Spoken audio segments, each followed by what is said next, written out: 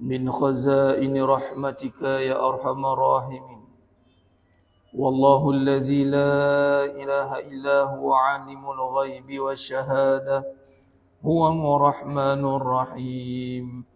والله الذي لا إله إلا هو الملك القدوس السلام المؤمن المهيمن العزيز الجبار المتكبر سبحان الله عما يشركون. والله الخالق البارئ المصور له الأسماء الحسنى يسبح له ما في السماوات والأرض وهو العزيز الحكيم. ولا حول ولا قوة إلا بالله العلي العظيم. ولا منجى من الله إلا إليه. أما بعد. أيها المؤمنون اتقوا الله usikum wa iyaya bittaqwallah faqad fazal muttaqun. Sidang jemaah yang dimuliakan Allah Subhanahu wa taala, mudah-mudahan kita semua tergolong dalam golongan hamba-hambanya yang benar-benar bersyukur. Amin ya rabbal alamin. Alhamdulillah, syukur pada Allah Subhanahu wa taala pada malam yang penuh barakah ni Allah izinkan kita lagi sekali untuk duduk dalam suasana ketaatan. Allah pilih kita untuk duduk dalam raudhah min riyadil jannah, taman-taman syurga. Majlis ilmu ini dinisbahkan dengan taman syurga. Satu-satunya amalan yang Nabi SAW nisbahkan dengan taman syurga, itulah datang majlis ilmu. Dan satu-satunya amalan di dunia yang kita lakukan amalan tersebut, kita ada dah dalam syurga. Ibaratnya begitu. Apa dia? Itulah duduk dalam majlis ilmu. Raudhah min riyadil jannah, dalam taman syurga. Taman tu dalam, kalau laman syurga dua. Jadi kita niatkan mudah-mudahan istiqamah kita ni Allah pilih kita, mudah-mudahan Allah pertemukan kita kembali di syurganya, syurga Firdaus. Amin ya rabbal alamin. Alhamdulillah, insya-Allah pada malam yang penuh barakah ni kita meneruskan kajian ilmu kita insya-Allah dalam perbahasan syarah hakikat kehidupan, yakni kita membincangkan kehidupan dalam sudut pandang mengikut uslub, ikut kaedah sifat wajib bagi Nabi sallallahu alaihi wasallam. Kehidupan ini mesti dibahaskan, mesti dibincangkan, mesti disyarahkan, mesti dikupas. Kerana pada kehidupan itu jemaah sekalian ada padanya Nabi kata apa? Fitnah mahya, jadi fitnah kehidupan. Dan Allah SWT pun menyatakan bahawa kehidupan itu adalah ujian. Pada ujian, dalam ujian itu pula ada fitnah, yakni cobaan. Hidup kita ini nisbah kepada sepanjang hidup. Allah bagi nyawa hidup kita 40 tahun, 50 tahun, 60 tahun insya-Allah. Bahkan umur umat Nabi Muhammad SAW, kata Nabi SAW mahfuz hadis antara 60 ke 70. Kalau lebih itu alhamdulillah ala kulli hal, syukur. Jadi sepanjang hidup itu ujian. Ujian ni jangan salah faham. Jangan ingat yang buruk dia ujian. Dalam suratul Anbiya ayat 35. Surah Al-Anbiya ayat 35. Allah berfirman, kullu nafsin za'iqatul maut. Sesungguhnya setiap yang bernyawa pasti akan mati. Pasti kita akan mati. Wala nabluukum bisyarri wal khair fitnah. Bahwasanya Allah SWT akan menguji kita jemaah sekalian. Allah akan menguji kita bisyarri wal khair fitnah. Dengan bisyarri, dengan keburukan dan kebaikan. Nampak? Jadi kalau kita hari ini, sebab tu kita syarah kehidupan, akhirnya kita faham kehidupan itu dari sudut pandang yang mengikut uslub, mengikut kaedah. Sebab kalau dibiarkan kehidupan dibincangkan dengan terbuka, tanpa ada batas, tanpa ada had, maka dalam kehidupan itulah akan membawa kepada fikrah atau pemikiran-pemikiran yang boleh merosakkan kembali nilai agama. Dan kerana pada kehidupan itu jika tidak difahami dengan mengikut kaedah yang sebenar, maka terjadilah orang membelakangkan agama, membuang agama. Buang kehidupan tak ada, orang tak berani nak buang kehidupan. Buang agama dia pun berani. Tapi bila dia buang agama, maka dia akan habiskan kehidupannya. Dia putus asa, dia bunuh diri. Jadi besarnya fitnah hidup ni, sehingga kan Nabi SAW ajar kita minta doa sebelum bagi salam tu, na'udzubi jahannam wa azabil qabr wa fitnatil mahya. Fitnah mahya tu cobaan tu lah. Bisyarri wal khair fitnah. Cobaan Allah bagi buruk dan baik sebagai cobaan. Bila cobaan ni, kita dah mengaji agama, kita ada agama, kita ada akidah, kita dah beriman pada Allah, maka Allah akan cuba kita, Allah akan uji kita dengan baik dan buruk. Nak tengok kita boleh balik tidak kepada Allah. Wa ilaina turja'un, Allah kata. Boleh balik tak kepada Allah Ta'ala. Kadang-kadang orang kalau buruk, ujian kesusahan, dia sabar, boleh datang solat, boleh doa, tapi dia terkandas bila diuji dengan senang. Senang pun ujian. Kadang-kadang kita duk sabarkan orang, sabarlah ujian ni susah nak, sabar nak. Tapi jarang orang nak kata bila senang tu pun sabar nak. Sabar dengan nikmat. Jadi jangan guna pada perkara maksiat, kena sabar. Kadang-kadang bila ada nikmat, dia ingat dia boleh buat apa yang dia nak. Dia ada duit, dia boleh beli apa yang dia suka. Jangan. Sebab ini dunia Allah punya. Tak ada istilah suka-suka, buat suka-suka. I dah minat benda ni, I tak boleh. I tak boleh lah kau nampak benda ni. Dia ikut dia suka. Itu ujian. Bukan buat ikut kita suka, lalu buat suka-suka. Ini dunia Allah punya, buat ikut apa yang Allah suka. Macam mana tahu Allah suka? Ikut apa yang Nabi kata. Sama seiring nanti. Sebab tu kita bawa uslub untuk kaedah perbincangan ikut sifat wajib bagi Nabi SAW. Dan kita dah masuk pun pada usul yang keempat. Dia ada 4 usul, 4 kaedah. Siddiq, amanah, fatanah, tabligh. Biasa kalau dengar perbincangan akhlak, yang ini sifat ataupun sifat nubuat, yang ini kenabian. Yang wajib bagi Nabi SAW, dia akan susunan dia, siddiq, amanah, tabligh, fatanah, tabligh. Tabligh dulu, fatanah. SATF. Tapi kalau kita bawa dalam perbahasan, ada kaedah dalam membincangkan dia, yang mana telah ditahqiqkan. Susunan sifat wajib bagi Nabi SAW ini termasuk dalam perbincangan akidah jemaah sekalian. Menjadi satu perbincangan yang wajib bagi setiap mukallaf. Tunjang kepada perbincangan akidah itu tauhid tentang Allah. Dan juga dalam perbincangan akidah ada perbincangan tentang an-nubuwah, tentang Nabi. Jadi menghayati sifat wajib bagi Nabi SAW, beriman dengannya adalah kewajipan bagi setiap mukallaf. Itu satu. Lalu kita nak bawa sifat wajib bagi Nabi SAW ini, memandangkan kita nak jadikan Nabi qudwatun hasanah. Macam mana nak jadikan Nabi sebagai panduan hidup kita, sebagai ikutan sepanjang hayat kita. Bukan sepanjang zaman saja, sepanjang hayat. Sepanjang hayat. Maka caranya, jadikan sifat wajib bagi Nabi SAW yang kita dah belajar dalam akidah itu, jadikan sebagai teras ataupun kerangka ataupun kaedah nak syarah kehidupan. Sebab hidup ni nanti orang macam tadi lah, dia salah faham. Salah faham tentang ujian. Dia kata susah tu ujian, senang bukan. Jadi bila kita letakkan balik perbincangan mengikut yang pertama nak dibincang dalam hidup ni apa? Adalah kebenaran. Barulah kita susun balik hidup ni. Nabi SAW, Allah perjalankan Nabi ketika umur Nabi 40 tahun. Nampak? Maksud kata apa? Kalau ikut umur 40. Orang kata life begin at 40. Orang kata. Kalau ikutkan Nabi ni dah banyak pengalaman dah. Nabi dah jadi champion dah. Umur Nabi 25 tahun. Nabi dah berjaya mengahwini Sayyidatina Khadijah radhiyallahu kubra. Umur 12 tahun Nabi dah berdagang ke Syam. Umur 12 tahun, dah jahanam. Dan Nabi dah dapat title lah. Gelaran yang paling tinggi atas gelaran ke atas muka bumi ni adalah gelaran apa? Yang dipercayai. Yang dok kita dapat gelaran-gelaran depan, yang mana yang didapat gelaran darjah kebesaran tu adalah tanda dia dipercayai. Oleh siapa? Oleh Sultan lah. Sultan percaya dah, kuatlah dia.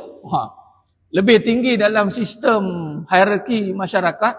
Kalau pemimpin nombor 1 dah percaya kat dia ni, hebatlah. Hebatlah. Dan masyarakat turut mempercayai lah. Tinggal lagi jangan khianatilah gelaran itu. Memang gelaran itu adalah tanda kepercayaan.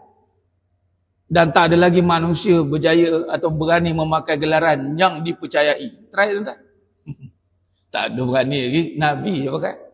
Allah gelarkan Nabi. Allah gerakkan orang Arab Quraisy menggelarkan Nabi Al-Amin. Macam gelaran Al-Hafiz, Al-Mukri. Kan? Jadi Al-Amin ni tinggi. Memang tengok Nabi percaya. Bila percaya tu pengalaman Nabi tu dah solid. Start Nabi berniaga umur 25 tahun, 12 tahun dah start, 25 tahun boleh meminang Sayyidatina Khadijah Al-Kubra ni seorang bangsawan yang besar, banyak hartanya. Memang golongan Arab Quraisy ni, Sayyidatina Khadijah Al-Kubra ni memang orang terkenal. Bahasa mudahnya kita nak nama orang golongan bangsa-bangsa sultan ni. Apa barang kita ada? Tengok Nabi berjaya buat antara 20 ekor unta ikut riwayat. 20 ekor unta, seekor unta sekarang berapa memang sekalian? 6,000, 7,000 kurang lebih lah. Kalau 20, 100,000 lebih. Jadi nak ringkaskan cerita, kalau ikut pengalaman Nabi, by 40, Nabi dah very successful person. Well known. Berniaga. Tak pernah rugi. Nabi berniaga.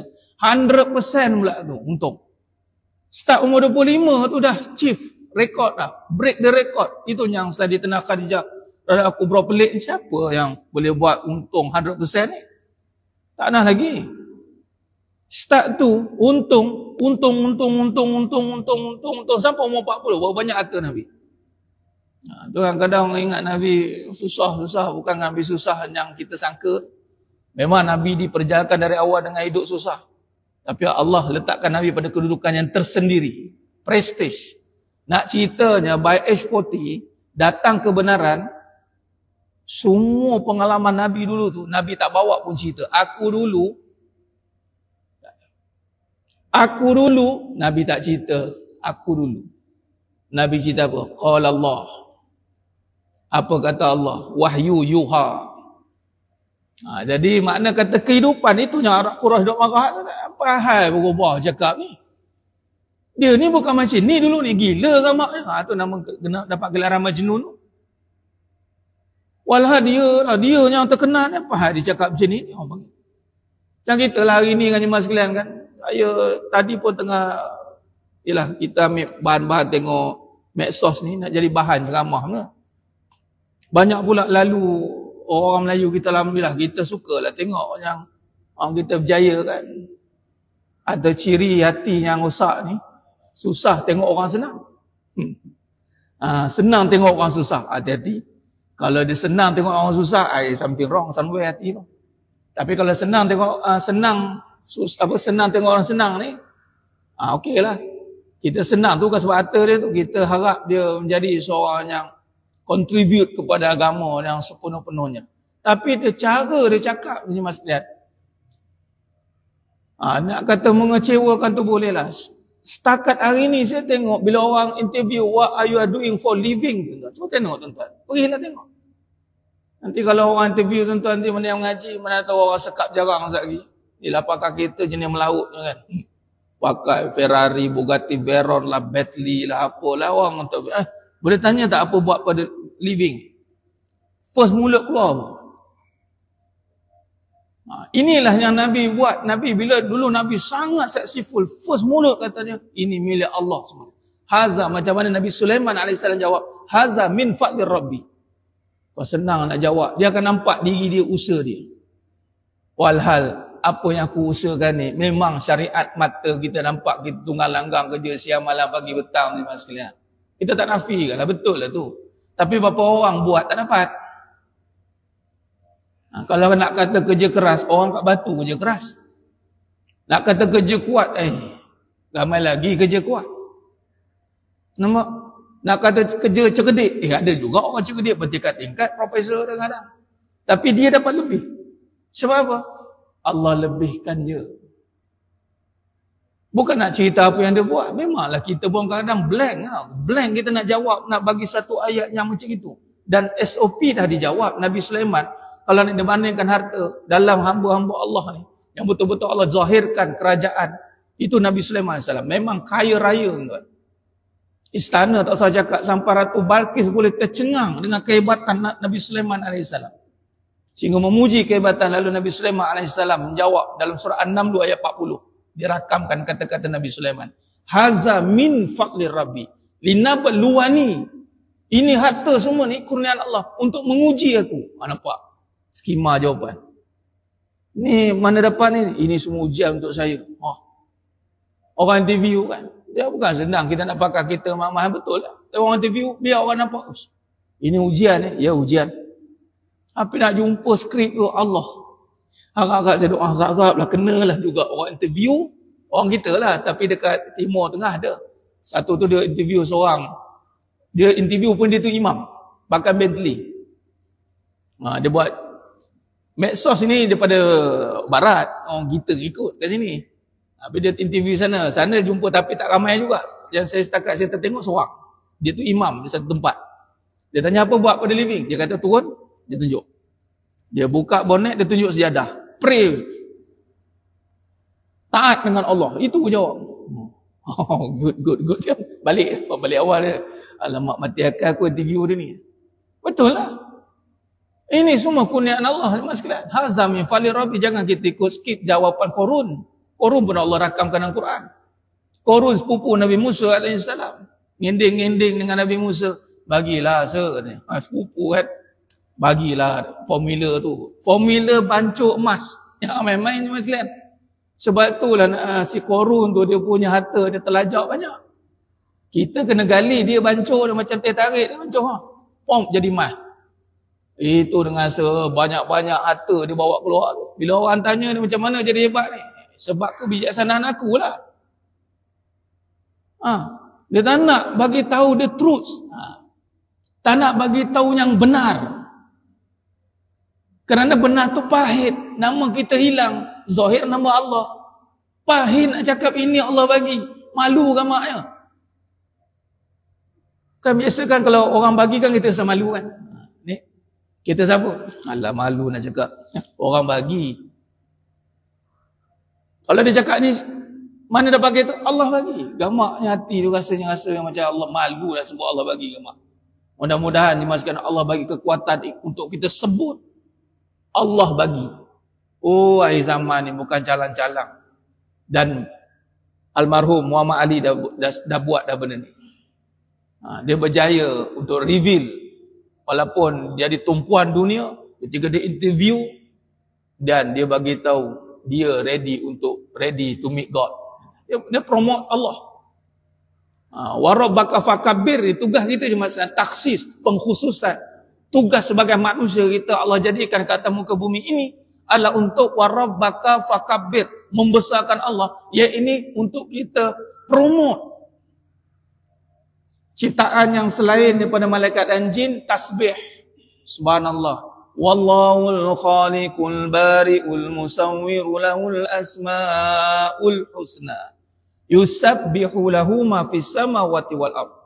Seluruh kejadian di langit, 7 petala langit, 7 petala bumi. Kerjanya tasbih. Buat Allah jamin rezeki. Malaikat dalam suratul Baqarah ayat 30. Qalu ataj'alu fiha may yusidu fiha wa yasfiku dima wa nahnu nusabbihu bihamdik. Tak cukupkah kami tasbih tahmid? Naik sikit darjat malaikat. Dan waktu itu iblis pun ada sekali, waktu itu belum jadi puak militan kiri. Depa satu grup. Tasbih tahmid, alhamdulillah. Tiba tang manusia yang menyebabkan boleh jadi kedudukan carta tertinggi mengatasi semua ciptaan yang lain. Di manakah kedudukan manusia ini sehingga diangkat tinggi oleh Allah? Ya ayyuhal mudassir kum fa'anzir wa rabbaka fakabbir. Ini tugas manusia yang menjadi khalifatul fil ard. Tasbih, tahmid, takbir. Bil makna ta'zim, mengagungkan Allah Subhanahu wa taala dengan kejadian. Itu tugas manusia yang malaikat tak boleh buat, binatang lain tak boleh buat, kerana mereka tidak diberikan kelebihan untuk berkata-kata, mereka tidak diberikan kelebihan untuk merasai sifat kekuasaannya. Inilah Allah sebut yang pertama bila kehidupan ni siddiq. Sampai tu saya buat murajaah sikit mas sekalian, baru kita nampak kesinambungan dia sebelum kita masuk yang keempat ni. Uslub yang terakhir. Kaedah kehidupan. Pertama, telling the truth, bagi tahu yang benar. Dinul haq. Inilah bila Nabi bagi tahu yang benar, dipulaukannya mas sekalian Nabi. Ketika Nabi bagi tahu yang benar bahawa dunia ini milik Allah. Dunia ini milik Allah, maka disitulah orang argue, orang question, orang query. Milik Allah, aku yang berusaha siang malam. Mana Allah? Katakan, siapa Allah? Bagi tu. Itu datang suratul Ikhlas. Arab Quraisy cakap kat Nabi macam itu, mas sekalian. Nah, baik.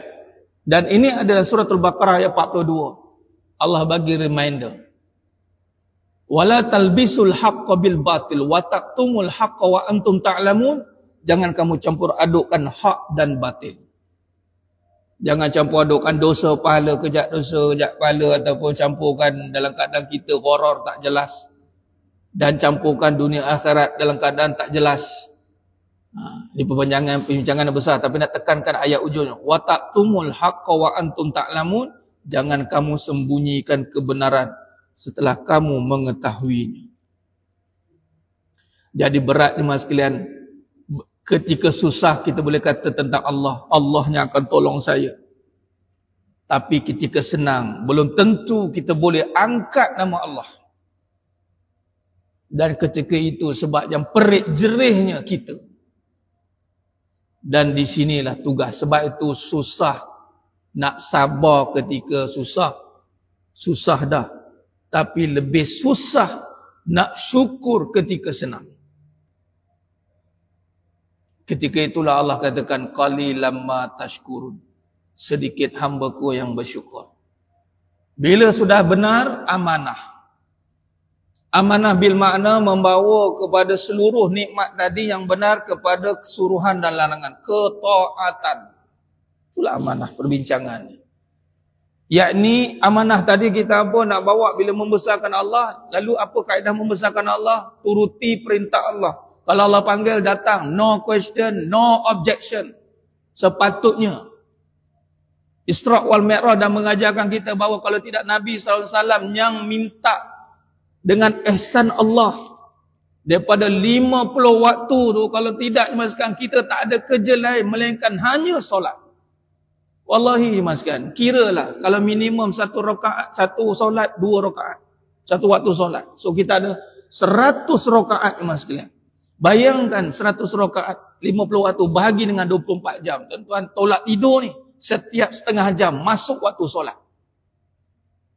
Kalau tolak tidur ni mas kan 15 minit waktu untuk tolak. Ya Rab, yang 5 waktu ni pun ya Allah dah nak maghrib dah. Walaupun maghrib lewat pun ya Allah dah nak maghrib dah. Rasa macam terkejar-kejar juga rasanya kan. Itu belum maghrib pukul 7 lagi mas kan. Ya Allah lagi tak cukup tanah itu buat. Siapa yang hidup terikat dengan waktu solat, dia tahu apa reti kehidupan. Sibuk ya amat, mas kelas. Sibuk nak tunggu waktu solat. Itulah kesibukan yang sebenar. In between, buatlah benda-benda lain. In between. Jangan langgar benda yang wajib itu.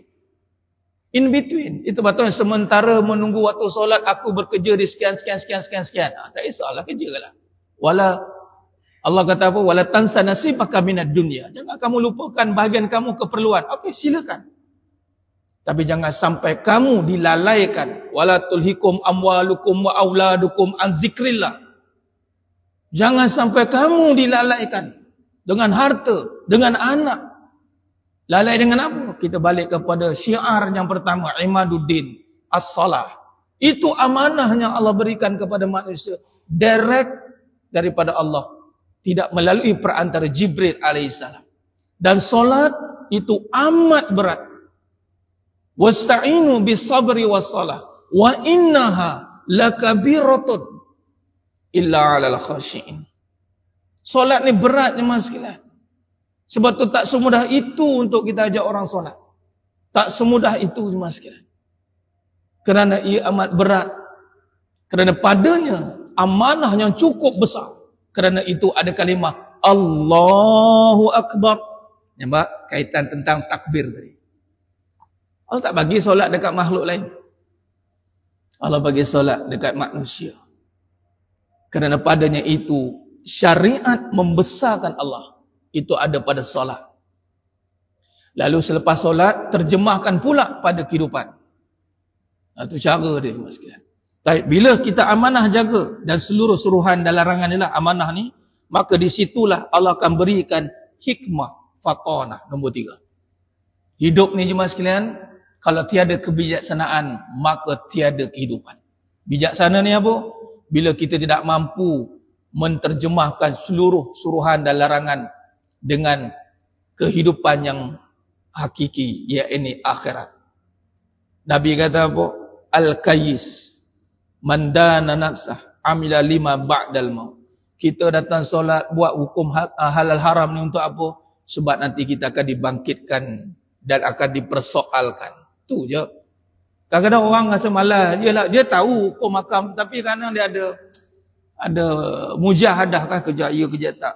Tapi bila dia Allah bagi dia bijaksana, ini nombor 3 fatanah. Dan inilah 2 elemen yang penting ketika Nabi diisrakan. Allah hantar Jibril alaihissalam bedah dada Nabi, masuk 2 perkara, ilmu dan hikmah. Yuktil hikmata mayasya. Al-Baqarah 269. Bila hikmah jemaah sekalian, kita datang semangat lagi. Yakni kita boleh buat suruhan Allah, meninggalkan yang haram, melakukan yang wajib, memperkasakan yang wajib, memperbanyakkan yang sunat, menjauhi yang haram. Yang makruh dan yang menjauhi teruslah yang haram. Yang makruh yang Allah benci kan, kita jauhkan. Dan kita berusaha untuk menidakkan. Jangan sesekali yang haram ni no kompromi lah.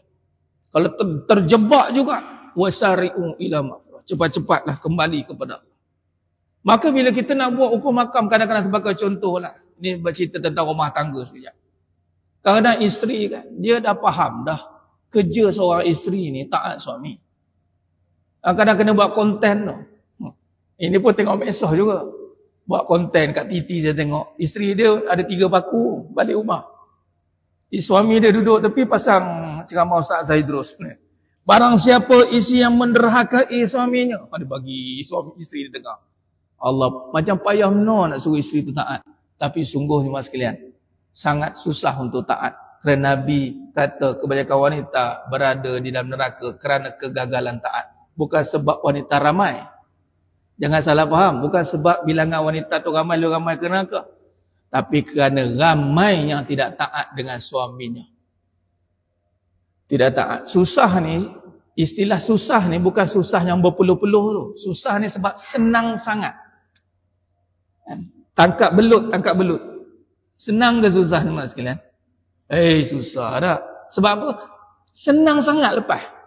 Tu maksud susah. Sebab isteri ni kahwin dengan dia suka. Tapi bila dah suka ni kadang-kadang buat suka-suka. Ni cerita dengan isteri dengan suami pula. Belum cerita lelaki, anak lelaki yang sebagai suami buat mudah-mudah dengan taat dengan mak ayah pula. Ada kat situ. Tapi nak bagi tahu pendek cerita. Dah tahu dah taat ni Allah kata jangan buat. Tapi sebab dia tak cerdik, dia tak nampak kehidupan akhirat tu. Dia lawan je masalah. Dia lawan. Abang je lah masuk syurga. Tak apa, saya neraka lah. Allahu Akbar. Dia ingat neraka tu Grand Continental dengan mak. Awak duduk dalam kereta, tutup tingkap kedap. Jalan tengah panas, tengah hari tutup tingkap, umur lupa panas. Ini kan pula neraka, tuan-tuan. Kedap ditutup rapat. Allah. Apinya 70 kali ganda lebih panas pada api dunia. Oh ya Allah. Tapi kerana hilang kecerdikan. Cerdik ni adalah kita mampu beramal, kemudian kita nampak masa depan kita. Kadang orang beramal, kadang dia macam, taklah Ustaz, tahulah. Saya ni tahu apa ada. Amal je lah yang boleh. Amal je lah yang boleh. Allahu Akbar. Dan nak pula kita Allah pilih datang masjid ni sekalian, berbanggalah, bergembiralah. Saya nak bagi satu gambaran gembira lah. Sebagaimana Allah memberi kabaran gembira pada orang beriman. Surah Al-Baqarah ayat 25. Wa basyiril ladzina amanu wa amilus solihat. Kabarkan berita gembira bagi orang beriman dan beramal saleh. Orang datang masjid memang orang beriman. Siapa kata? Allah kata, Nabi kata. Dan Nabi bagi special, khas kepada orang yang datang masjid ulang alik ni, jangan kamu bersangka-sangka dengan dia. Kalau dia boleh datang masjid 5 waktu datang ulang alik, ketahuilah dia orang beriman. Nak cakap apa? Besar datang masjid, tapi kadang sayang tuan-tuan datang masjid diistilahkan dah tak ada apa. Allahu Akbar, ni fitnah zaman ni. Fitnah zaman. Dah tak ada kerja ke katanya? Try tuan-tuan, mana-mana ada kerja tu try ambil cuti ke. Tengok. 5 waktu try datang. Kawan pun tanya, kau dah tak ada kerja? Ya Rob, aku datang solat kau kata tak ada kerja? Memang kau ni memang nak dikerjakan. Macam rendah menor datang masjid ni. Kita kena angkat kedaulatan dia besar, langkah antara langkah kaki yang hanya Allah berkati, melangkah kaki ke rumah dia.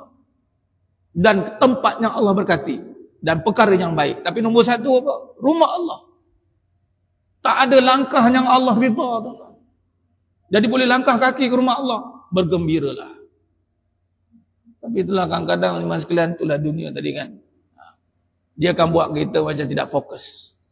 Jadi yang ketiga ni fatah. Dan yang keempat, ni yang keempat masuk tabligh. Ini yang usul yang keempat dan perbahasan akhir dalam hakikat kehidupan. Lepas ni habis, dan malam tak habis lagi lah tabligh ni. Kita akan sambung nanti insyaAllah. Tapi lepas ni kita akan masuk perbincangan baru dalam mengkhususkan pula pada perbincangan siddiq yang dinamakan lisanul haq. Kalam-kalam kebenaran. Kata-kata kita ni macam mana nak bercakap dalam kehidupan ni yang kita nak jaga. Sebab Nabi kata orang yang beriman ini percaya pada hari akhirat dan beriman pada Allah, falyakul khairan aw liyasmut. Berkata baik atau diam. Orang yang beriman pada hari akhirat dan beriman kepada Allah, dia tak akan semudah-mudah nak cakap. Kerana kata-katanya itu adalah mileage meter reading. Keluar je cakap dosa pahala. Dosa pahala. Allah. Jadi nak cakap ni kita diam. Sebab tu Allah bagi akal. Isyarat otak dia akal lah, isyarat. Walhal tidak duduk hanya di sini. Dia berada awalnya di sini. Tapi mulut di tengah. Tengok. Sebelum nak cakap, fikir. Fikir, rasa. Begitu. Dia rasa. Dan baru bercakap. Dan isyarat kepada orang beriman tu, Muslim itu adalah al-muslimu man salima muslimu min lisani wa yadi.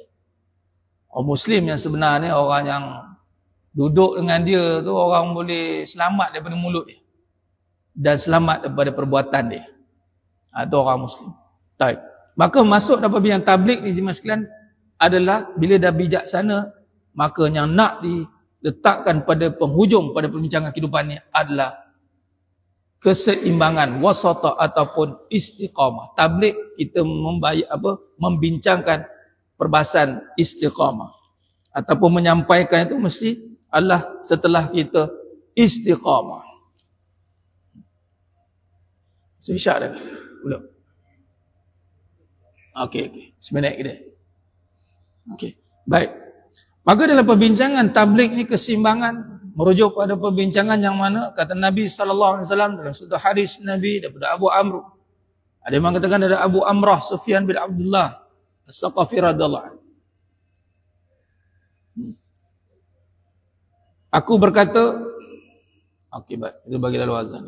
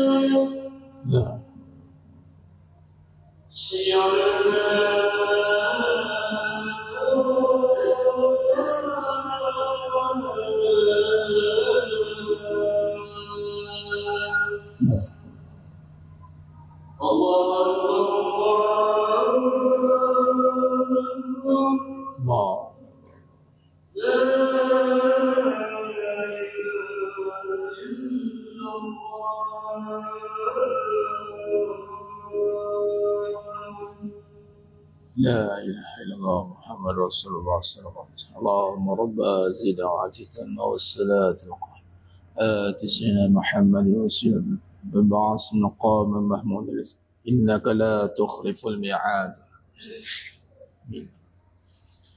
اللهم صل على سيدنا Muhammad wa ala sayyidina Muhammad. Sudah jemaah yang muliakan Allah SWT. Khair. Kita sambung sikit sebelum kita buat kesimpulan. Dalam bab tabligh ini kita merujuk pada satu hadis Nabi sallallahu alaihi wasallam. Tabligh ni menyampaikan, tapi kita merujuk kepada perbincangan istiqamah. Bila sudah sidik, amanah, fatonah, tiga ni digabungkan. Apa next dalam hidup yang kita kena buat? Summastaqim, istiqamah, tabligh. Bila kita istiqamah, baru kita boleh deliver. Kalau kejap A, kejap B, kejap Y, kejap macam mana nak deliver? Itu maksud. Nak bermanfaat. Baik. Daripada Abu Amr Sufyan Abdullah As-Saqafi radhiyallahu anhu berkata, aku berkata, ya Rasulullah, kulli fil Islam. Katakanlah kepadaku dalam Islam sebuah perkataan, qaulan la as'alu anhu ahada ba'da. Satu perkataan yang mana tidak aku tanyakan kepada orang lain selain kau. Sahabat Nabi Abu Amr Sufyan bin Abdullah As-Saqafi radhiyallahu anhu jumpa Nabi, ya Rasul, boleh nasihat aku ataupun katakan satu ayat yang mana aku dengar ayat ayat ini, aku tak perlu tanya dah siapa-siapa, kiranya blanket approval ni.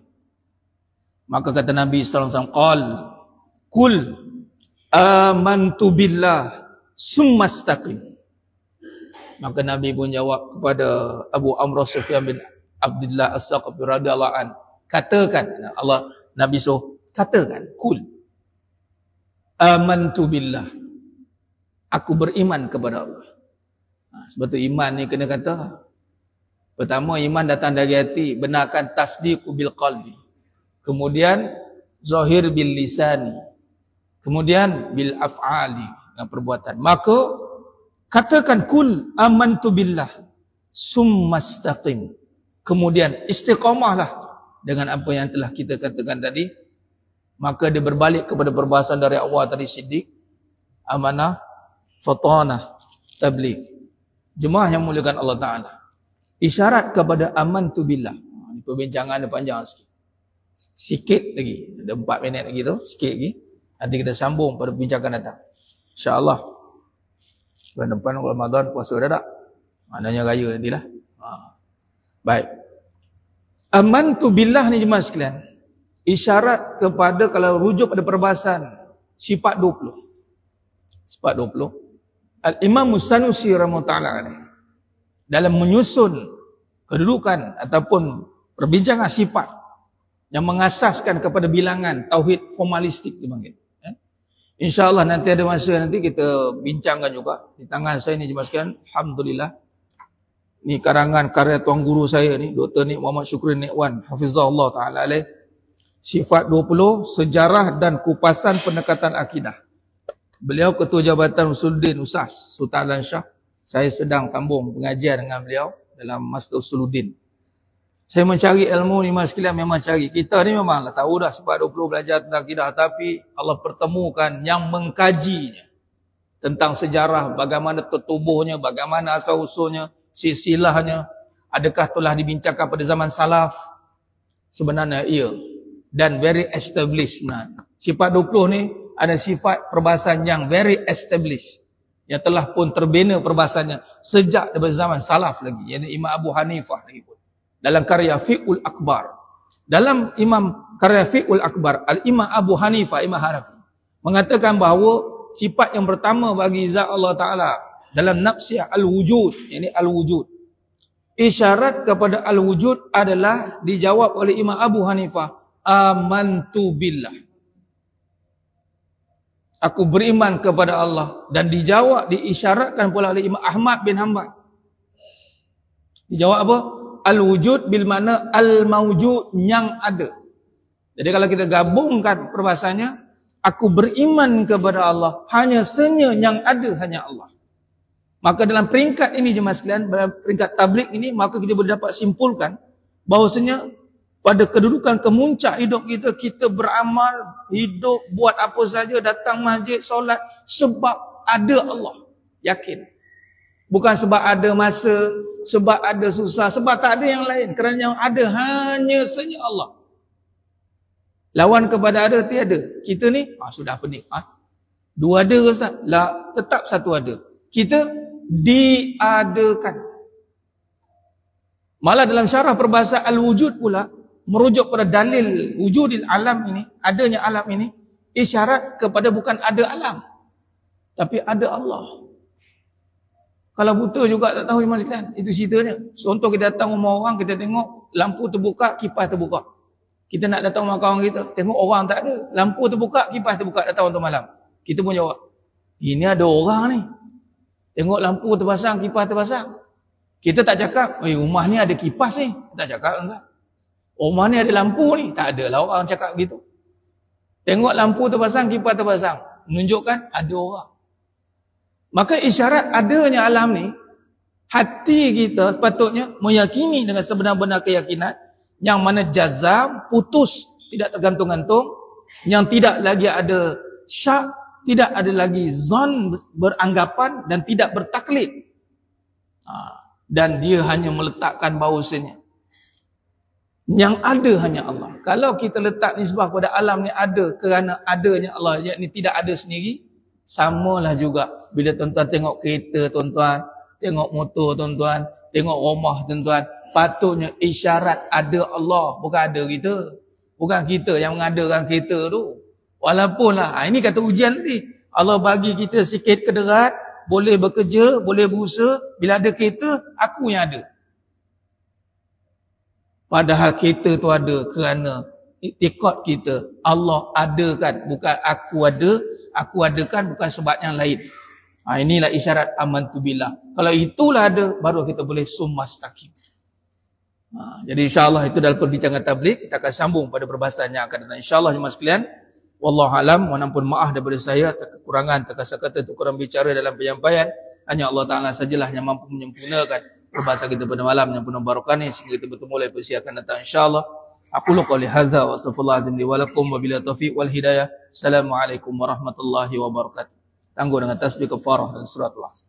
Subhanakallahumma wa bihamdika, asyhadu an la ilaha illa anta astaghfiruka. Bismillahirrahmanirrahim. Wal 'asr. Al insana fi khusr illa alladhina amanu wa amsal. Tawasaw bil haqq, tawasaw bis sabr. Wallahu a'lam bisawab. Takbir. Allahu akbar.